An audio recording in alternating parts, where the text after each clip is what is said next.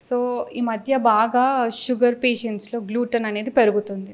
వాటికి మన ఆయుర్వేదంలో ఏమైనా ట్రీట్మెంట్ ఉందా? షుగర్ ఉందనేసి పుల్కాలు తింటూ ఉంటారు జనరల్గా, గోధుమ చపాతీలు అవన్నీ, అవి మైదా పిండితో తింటూ ఉంటారు.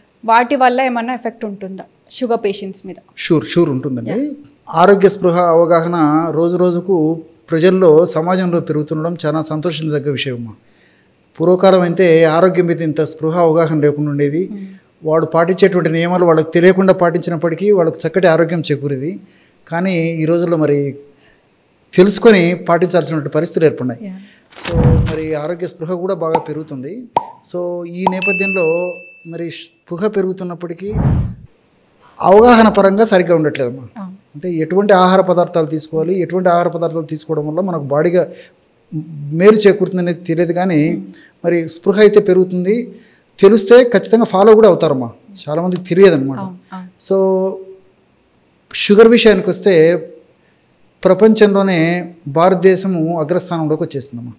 ఇది చాలా బాధాకరమైన విషయం. దీనికి కారణాలు కోకొలలు. ప్రధానమైనటువంటి కారణము పిండి పదార్థాలు, కార్బోహైడ్రేట్స్ ఎక్కువ సేవన. ఇన్ జనరల్గా అనేక రకాల కారణాలు ఉన్నప్పటికీ ఇది ప్రధానం. వ్యాయామరహిత జీవితం. సో సెడెంటరీ వర్క్స్ ఎక్కువైపోయినాయి. సో తీసుకునేటువంటి ఆహారం ఎక్కువైంది. అందులో కూడా ఈ పిండి పదార్థాల ఆహారము, జంక్ ఫుడ్ తీసుకోవడం ఎక్కువైపోయింది. తర్వాత వ్యాయామరహిత జీవితం మొదలైపోయింది.